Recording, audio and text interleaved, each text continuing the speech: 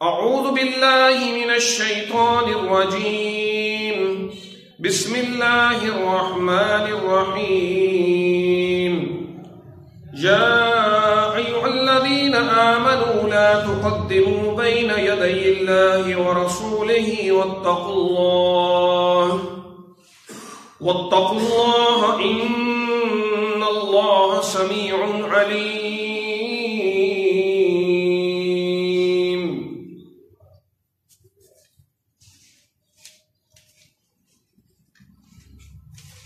محترم بھائیو،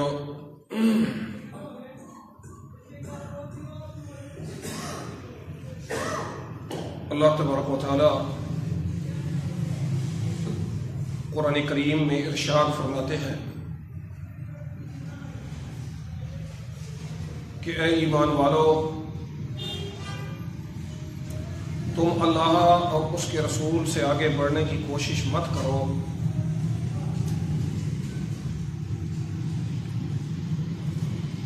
اس سے کیا مراد ہے؟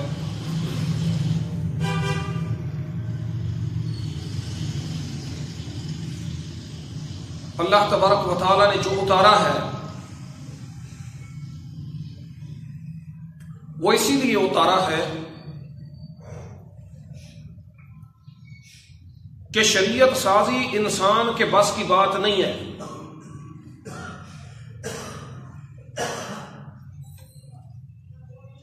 اللہ تبارک و تعالی نے جو شریعت مقرر کی ہے، جو قواعد اور ضوابط بتائے ہیں، جو احکامات جاری کیے ہیں،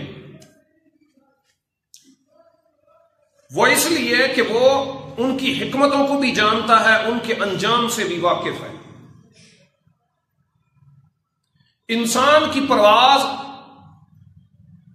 اللہ کے مقابلے میں کچھ نہیں، بلکہ تقابل کرنا ہی کفر ہے۔ لہذا انسان حکمتوں کو نہیں جانتا، حقیقتوں کو نہیں جانتا، اس لیے اللہ تبارک و تعالی نے اس کے عقائد کو، اس کی عبادات کو، اس کے معاملات کو، اس کی اخلاقی حدود کو مقرر کیا ہے، متعین کیا ہے اپنے پیغمبروں کے ذریعے۔ تو یہ وہ اللہ کی نعمت ہے، اللہ کی امانت ہے، اس کے اوپر ہم نے ویسے ہی عمل کرنا ہے جیسا پیغمبر بتا کر گئے ہیں، اپنی طرف سے اس کے اندر کوئی اضافہ نہیں کرنا۔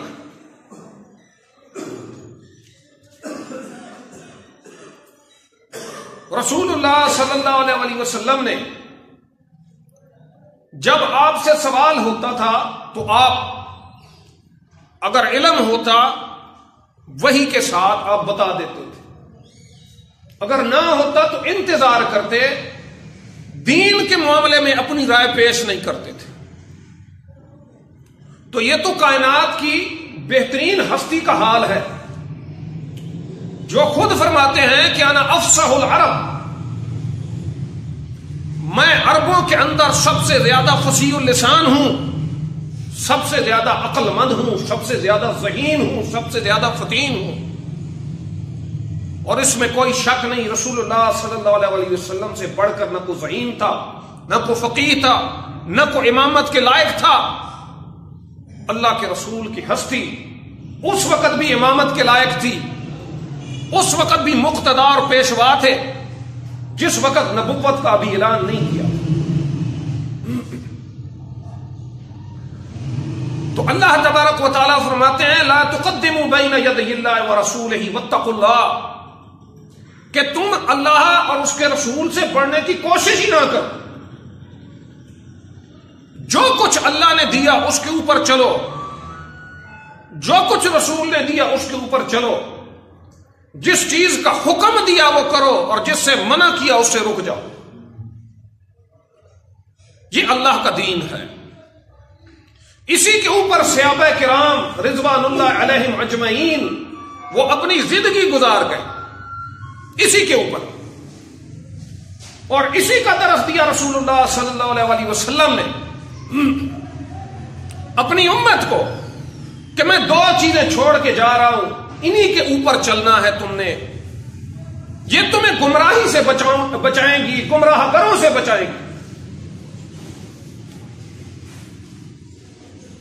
لیکن کچھ افراد وہ ہیں جنہوں نے جہنم جنت نہیں دیکھی، اس لیے وہ مرنے کے بعد ہر کوئی دیکھے گا. وہ کچھ افراد اس انجام سے بے خبر ہو کر کہ اللہ رسول پر جھوٹ باندھنے کا کیا انجام ہے، جو چیز دین نہیں ہے اس کو دین کے اندر شامل کرنے کا کیا انجام ہے، اس کو دین بنانے کا کیا انجام ہے، اس سے وہ بے خبر ہے. اس کا نتیجہ کیا ہے؟ تو بند کرا یار اس کو.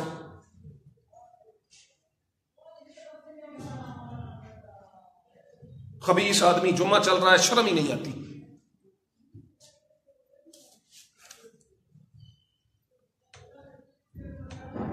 تو اللہ کے پیغمبر سے آگے بڑھنا اللہ ہی سے آگے بڑھنا ہے، اس کی نافرمانی اللہ ہی کی نافرمانی ہے، اس کی اطاعت اللہ ہی کی اطاعت ہے.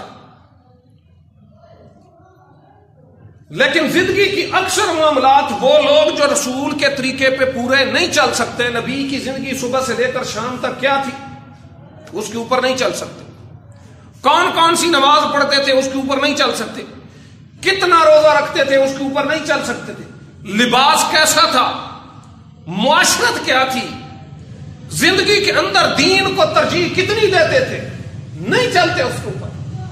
جو حقیقتیں موجود ہیں جس کا اللہ نے مطالبہ کیا، جو دین ہے اس کے اوپر نہیں چلتے. لیکن جو خود ساختہ دین ہے اس کو سینے سے لگا کر گھومتے ہیں، اور اس کے جو پیچھے پیروکار ہیں چلنے والے ہیں وہ اندھا دھند چل رہے ہیں. یہ نہیں سوچتے کہ اگر اس گمراہی کے اوپر چلتے چلتے ہمیں موت آ گئی تو پھر اللہ نے راضی نہیں ہونا، وہ پہلے بتا چکا. اور سب سے بڑا جو جرم ہے وہ کیا ہے؟ شرک کرنا، اللہ اور اس کے رسول پر جھوٹ بولنا، اس پر بہتان باندھنا اور نئی نئی چیز ایجاد کر کے دین میں شامل کرنا، یہ شریعت سازی ہے. ایک آدمی 2 کی جگہ تیسرا سجدہ کرتا ہے تو ایک متوازی دین اس نے بنایا ہے کہ اللہ نے 2 سجدے کہے، اس نے تیسرا ایجاد کر لیا.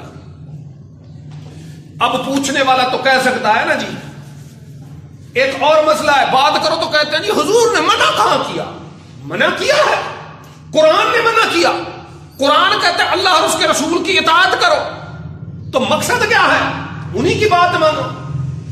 کہتے نہ کرتا ہے، قرآن کرتا ہے رسول کی اتباع کرو، رسول کے پیچھے چلو. اور جو اللہ اور اس کے رسول کی مخالفت کرے گا اس کے اعمال برباد ہوں گے. اطیعوا اللہ واطیعوا الرسول ولا تبطلوا اعمالکم، اللہ اور اس کے رسول کی اطاعت کرو، اپنے اعمال برباد مت کرو.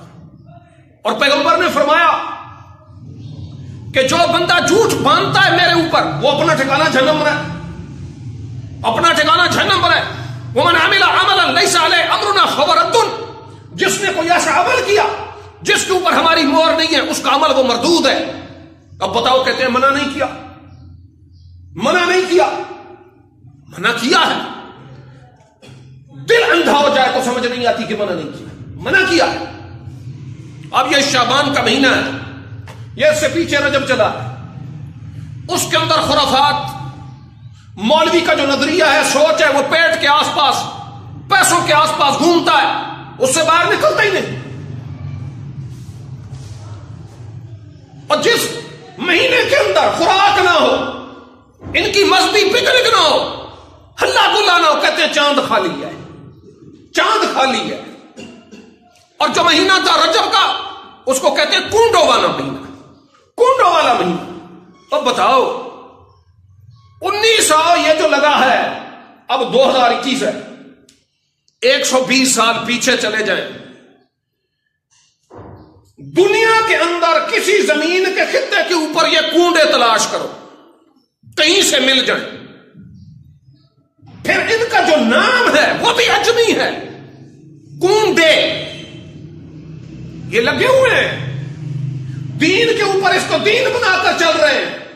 ان سے پوچھو पैगंबर ने सारा दीन अरबी में दिया। ये जो तू खड़ा होकर नियत करता है खास नियत की, किन पढ़ता मैं फलानी फलानी ये वो, ये कहां से तूने निकाली? कब अल्लाह के रसूल ने ये अल्फाज तुझको सिखाया? बाबे ने यही सिखाया है,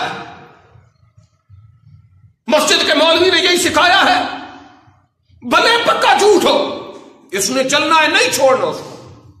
क्यों? इसको सारी बात समझ आती है। अगर इसको समझ नहीं आती तो अल्लाह का दीन नहीं आता।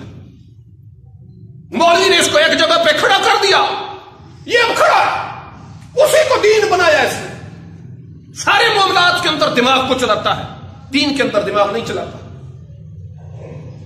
अब ये महीना अजीबो गरीब बातें, अजीबो गरीब सिलसिले, कुरान की सरी नसूस के खिलाफ अकायद, नजरियात, मामलात, इबादात, और फिर जो रिवायतें पेश की जाती हैं इस महीने के अंदर, मुहद्दिसीन ने उनको मौज़ूआत के अंदर लिखा झूठी रिवायतें। उन्होंने जिन किताबों के अंदर झूठी रिवायतें लिखी उनको अलग किया ताकि समझने वाला समझ जाए कि ये जो रिवायात हैं इस लायक नहीं है कि इनको हदीस कहा जाए, इनको रिवायत कहा जाए। ये अल्लाह के रसूल पर बहतान है, उसके ऊपर चल रहे। अब इस महीने की जो फजीलत आती है, जो साबित है, वो ये है कि इसमें रसूलुल्लाह सल्लल्लाहु अलैहि वसल्लम, जैसा कि हजरत आयशा रज़ी अल्लाह ताला अन्हा से रिवायात मौजूद हैं, सही बुखारी के अंदर है कि रसूलुल्लाह सल्लल्लाहु अलैहि वसल्लम इस महीने में रोजे रखते थे। अब यह है सुन्नत, ये मौलवी नहीं बताएगा। रोजे में भूख है, अगर रोजे में पैसे डालो, चावल डालो, हलवा डालो, फिर मौलवी बताएगा, नहीं बताएगा। रोजे में भूख है तो रसूलुल्लाह सल्लल्लाहु अलैहि वसल्लम का जो तरीका था वो क्या था? आप सल्लल्लाहु अलैहि वसल्लम इस महीने में कसरत से रोजे रखते थे, और फरमाया रोजे रखते थे किस तरह से? मुतवातिर पै दर पै। इससे मुराद क्या है? कसरत से रोजे रखते थे। और फरमाती हैं कि हम देखते तो हम ये समझते कि अल्लाह के रसूल सल्लल्लाहु अलैहि वसल्लम रोजा रखना इन्होंने शुरू कर दिया, अब छोड़ेंगे नहीं, और फिर छोड़ देते थे। और उसके बाद हम ये समझते कि इतना देर उन्होंने छोड़ा है तो अब रखेंगे नहीं, तो पै दर पै रोजे रखते थे। फरमाती हैं कि अल्लाह के रसूल समझे आप इस तरह से कि कुल महीना रोजे रखते थे, गोया कसरत के साथ इस महीने के अंदर रोजे रखते थे। तो यह रसूल की सुन्नत थी। मौलवी इधर नहीं जाता, इधर न पैसे हैं, न को खुराक है, न को खाना है, न को पीना है, न को मस्जिद में पिकनिक है, हल्ला गुल्ला है ही नहीं। उसको मौत पड़ती है, वो ये बात बताए। हुजूर पाक का मिलाद होता है जी, मिलाद मनाते हैं, रसूल पैदा हुए, तो नबी क्या करते थे? वो रोजा रखते थे सोमवार के दिन, जुमेरात के दिन। तो सोमवार के दिन का क्या फरमाया? इसमें मैं पैदा हुआ, अल्लाह का शुक्र अदा करने के लिए रोजा रखते थे। चलो आप रोजा रखिए, रोजा निकाल दिया, खुराक शुरू कर दी, पिकनिक शुरू हो गई, बर्थडे मनाना ईसाइयों की तरह क्रिसमस शुरू हो गई। जो असल चीज थी न उसके ऊपर मौलवी आता है, न उस पर उम्मत को बुलाया जाता है। तो नबी की बातें कहां गई? जिन पे अजब था, सिर्फ एक ड्रामा है, सिर्फ एक ड्रामा है। अपना नाम रख दो, किसी निस्बत के साथ मिला दो। बेवकूफ लोगों को बनाना है, अक्सरियत वैसे बेवकूफ हो बन जाती। सिर्फ एक ड्रामा है। ख्वाब में फलां साहब नजर आए, उन्होंने ये कहा वो कहा, इसने ख्वाब को दीन बना लिया, कुरान की आयत को छोड़ दिया, रसूल की हदीस को छोड़ दिया, सहाबा की जिंदगी को छोड़ दिया। क्यों जी? वो मेरे जी बड़े कुब्बे और जुब्बे वाले हजरत साहब है ना, उन्होंने कहा ये मुझे ख्वाब नजर आया। ख्वाब पे दीन है। तो इस महीने के अंदर जो चीज है अल्लाह के रसूल से साबित है, वो रोजे रखना साबित है। रसूलुल्लाह सल्लल्लाहु अलैहि वसल्लम इस महीने के अंदर कसरत के साथ रोजे रखते थे। तो ये सुन्नत है रसूल की।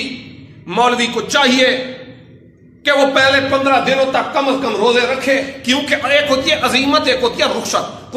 रुखसत होती है अवाम के लिए, تو مولوی پہ تقوی چڑھا ہوا ہے، اس کو چاہیے کہ وہ شعبان کے اندر کم از کم پہلے 15 دن جو ہیں ان کے اندر روزے رکھنے۔ رسول اللہ صلی اللہ علیہ وسلم نے امت کو کہا کہ یہ جو بعد میں روزے ہیں 15 شعبان کے بعد نصف شعبان گزر جائے پھر روزے مت رکھیں، سوائے اس آدمی کے جو روزے رکھتا ہے۔ کون سا آدمی؟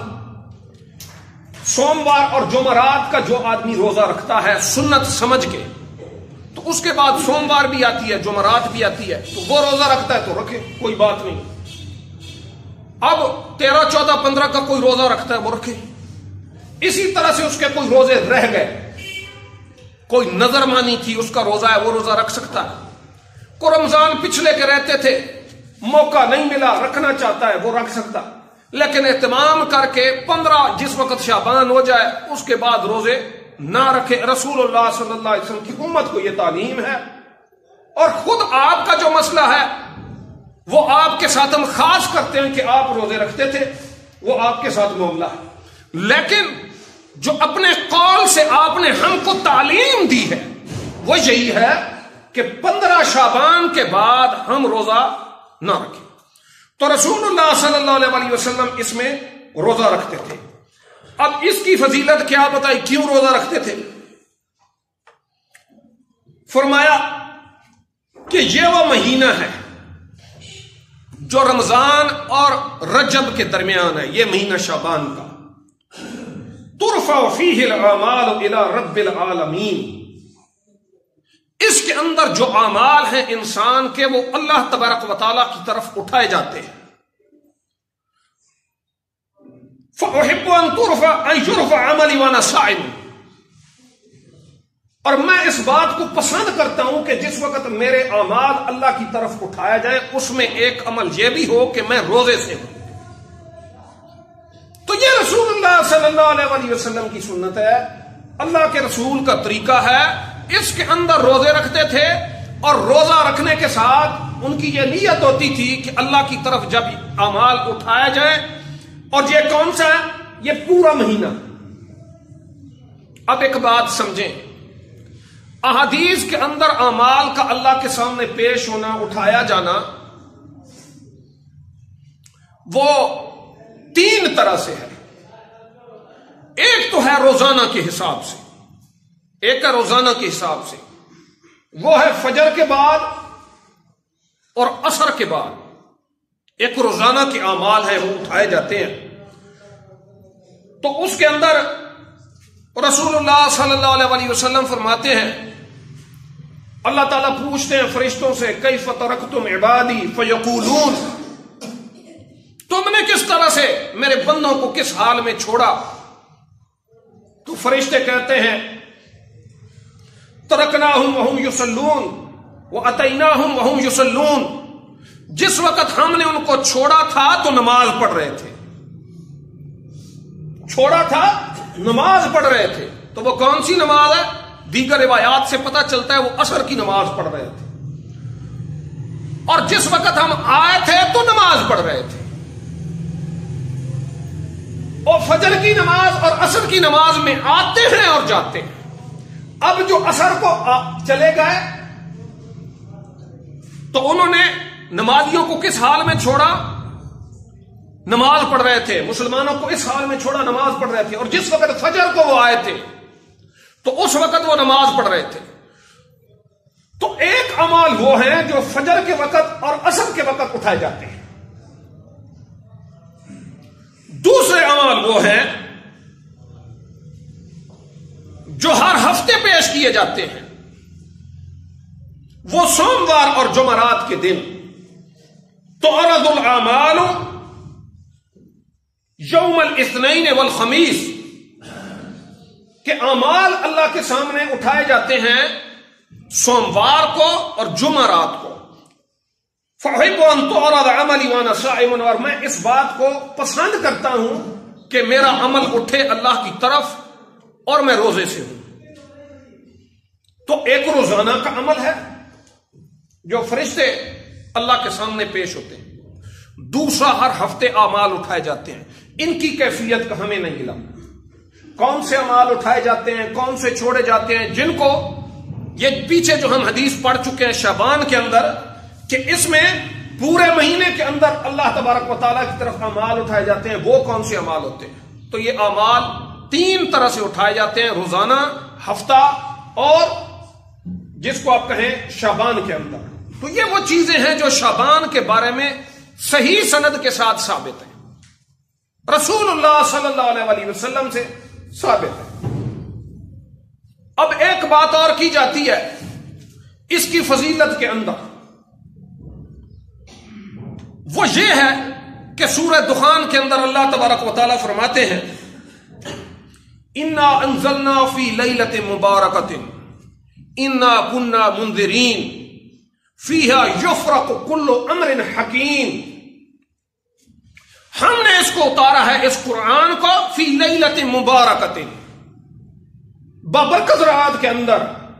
انا کنا منذرین، ہم ڈرانے والے ہیں.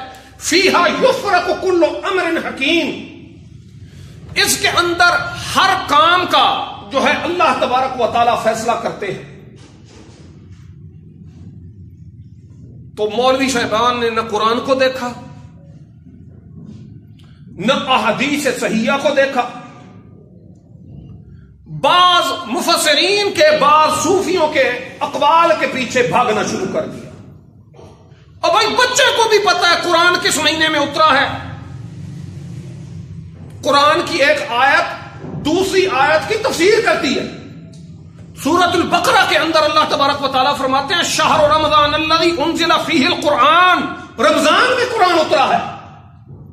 اس میں کچھ شک باقی رہا؟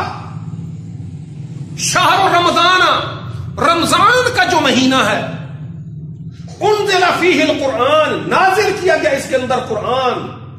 رمضان کا مہینہ بھی واضح کیا اور قرآن کے نزول کے بارے میں بھی وضاحت کر دی کہ قرآن رمضان المبارک کے اندر نازل ہوا. اب رمضان کا مہینہ تو ہے، وہ تو 30 دن ہے، اس میں کس وقت نازل ہوا؟ تو سورۃ القدر کے اندر واضح کر دیا انا انزلنا فی لیلۃ القدر، ہم نے اس کو لیلۃ القدر کے اندر نازل کیا.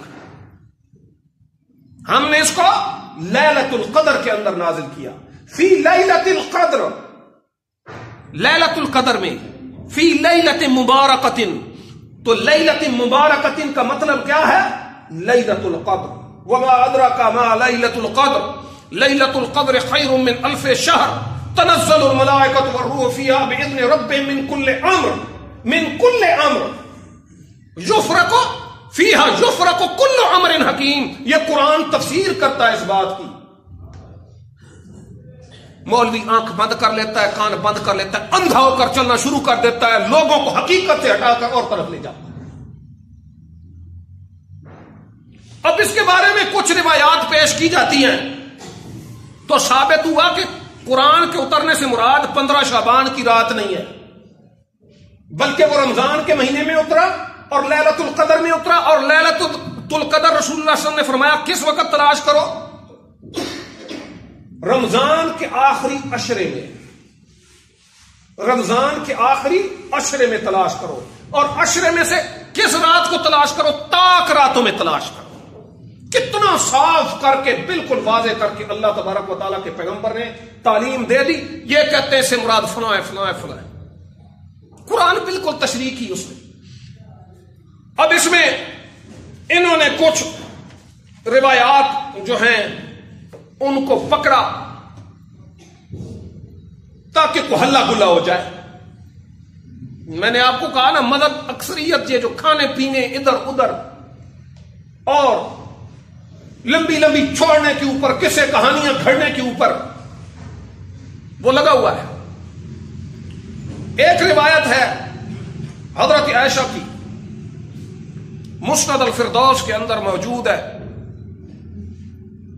کہ شعبان شہری و رمضان شہر اللہ، کہ شعبان جو ہے میرا مہینہ ہے. کون کہتے ہیں؟ رسول اللہ صلی اللہ علیہ وسلم. شعبان کیا ہے؟ میرا مہینہ ہے. اور رمضان کیا ہے؟ اللہ کا مہینہ ہے. یہ روایت جو ہے حسن بن یحییٰ کی وجہ سے موضوع ہے، جھوٹی ہے، وضع کردہ ہے. محدثین نے اس کو موضوع اور ضعیف قرار دیا اور مردود روایت ہے. اللہ کے رسول تک نہیں پہنچتی. اب اس کے اوپر لوگوں کو بتا کر مذہب بنایا ہوا ہے. اس کے بعد ایک اور روایت ہے حضرت عائشہ رضی اللہ تعالی عنہا کی کہ 15 شعبان کو رات کو اللہ تبارک و تعالی آسمان دنیا پر آتے ہیں. اب بات بہت بڑی کی. جتنے بنو کلب کی بکریوں کے بال ہیں اتنے لوگوں کی مغفرت کرتے ہیں. لکھنے والے جو ہیں وہ امام ترمذی ہیں، کہتے ہیں روایت ضعیف ہے. لکھ تو میں رہا ہوں لیکن رسول سے ثابت نہیں ہے. اب اس کی وہ بات کھا گئے، اس کی وہ بات محدث کی کھا گئے اور پچھلے سا اٹھا کر کیونکہ اس میں لوٹ مار کرنا ہے تو لوگوں کے سامنے پیش کر دیا. اب ایک اور روایت ہے وہ حضرت علی رضی اللہ تعالی عنہ سے ہے کہ جو آدمی 15 شعبان کو اس کی رات کو قیام کرے اور دن کو روزہ رکھے اس کو فلاں فلاں فلاں فلاں یہ چیز ملتی ہے. یہ روایت جو ہے اس میں انہوں نے تفصیل بیان کی کہ ابھی شام نہیں ہوتی تو اللہ تعالیٰ آسمان دنیا پر آتے ہیں. اب بات میری غور سے سننا. اللہ آسمان دنیا پہ آتے ہیں اور وہ کہتے ہیں جو بندہ چاہتا ہے اس کو میں رزق دے دوں، جو بندہ چاہتا ہے اس کی مغفرت کر دوں، جو بندہ چاہتا ہے اس کو میں صحت دے دوں. مولوی صاحب سے پوچھو اہل حدیثوں پہ تم الزام لگاتے ہو کہ تم کہتے ہو کہ اللہ عرش کے اوپر ہے اور اشارہ کرتے ہو، تو یہ اشارہ کرنا ہی درست ہے؟ نہیں درست. وہ کہتے ہیں ہمارے نزدیک تو درست نہیں ہے، اللہ کی جہت مقرر کرنا درست نہیں ہے. اب لوگوں کو بے وقوف بنانے کے لیے حدیث کون سی پیش کرتے ہیں؟ اللہ آسمان دنیا پہ آتے ہیں. اور بھائی کدھر ہے آسمان؟ بچے سے پوچھو بتائے گا اوپر ہے. آسمان دنیا پر آتے ہیں تو اشارہ کدھر ہوگا؟ اوپر. آسمان دنیا کدھر ہے؟ جدھر آسمان دنیا ہے اللہ تعالیٰ ادھر آتے ہیں. تو جہت تو مقرر ہو گئی. تمہارا عقیدہ بھی اس کے خلاف ہے. اور پھر کہتے ہیں کہ اس میں یہ ہوتا ہے. اب اس کے مقابلے میں رسول اللہ صلی اللہ علیہ وسلم کی صحیح حدیث ہے. ہم تو کہتے ہیں جہت مقرر ہے، 7 آسمان ہیں، اس کے اوپر اللہ کا عرش ہے، اس پر وہ مستوی ہے، اس کی کیفیت وہ خود جانے. اس نے خود کا الرحمن علی العرش استوا، اور رحمان جو ہے عرش کے اوپر ہے. وہ ہر جگہ حاضر ناظر نہیں ہے، وہ ہر جگہ موجود نہیں ہے، وہ عرش کے اوپر مستوی ہے. ہم کہتے ہیں عرش 7 آسمانوں کے اوپر ہے. کس نے بتائی غیب کی خبر؟ خود رب کہتا ہے قرآن میں، اللہ کے رسول کی حدیث موجود ہے. ہم اس کے اوپر ایمان لائیں. اب یہ ہے رسول اللہ صلی اللہ علیہ وسلم نے صحیح بخاری اور مسلم کے اندر یہ حدیث ہے، ينزل ربنا تبارک و تعالی كل لیلۃ الى السماء الدنیا. اللہ تبارک و تعالی ہر رات کو، صحیح حدیث ہے، نازل ہوتے ہیں الى السماء الدنیا، آسمان دنیا کے اوپر. کس وقت نازل ہوتے ہیں؟ حین یبقى ثلث اللیل الاخر، جس وقت رات کا تیسرا پہر شروع ہو جاتا ہے. صحیح بخاری اور مسلم کی حدیث ہے. جس وقت رات کا تیسرا پہر شروع ہو جاتا ہے کہاں پہ اترتے ہیں؟ الی السماء الدنیا، دنیا کے آسمان کے اوپر نازل ہوتے ہیں. کیسے نازل ہوتے ہیں ہمیں نہیں پتا. رب نے رسول کو بتایا میں نازل ہوتا ہوں، رسول نے ہم کو بتایا وہ نازل ہوتا ہے اللہ تبارک و تعالی. ہم اس کے اوپر ایمان لائے، سمعنا و اطعنا، ہم نے سن کر مان لیا. ہم اس کے اوپر ایمان لاتے. اب نازل کیسے ہوتا ہے وہ جانے، اس کا کام جانے. اس نے ہم کو یہ نہیں بتایا. اس نے نزول کی خبر دی ہے، کیفیت کی خبر نہیں دی. ہم مانتے ہیں نازل ہونے کو، مانتے ہیں کیفیت کو ہمیں علم نہیں ہے اس کا. اور یہ کب ہوتا ہے؟